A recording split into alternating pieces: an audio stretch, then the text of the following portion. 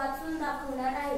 मी अंकिता। नमस्कार, मी गायत्री। मिल्क, दूध, कर्ड, दही, ब्रॉथ, कढी, पॅनकेक, धिरडे, राईस, शिजवलेला भात, पुलाव, खिचडी, करी, आमटी किंवा कालवण, फिश करी, माशाचं कालवण, सूप, सार, सॅलड, कोशिंबीर, पिकल, लोणचे, पॉरिज, आंबील, ग्रुअल, पेस्ट,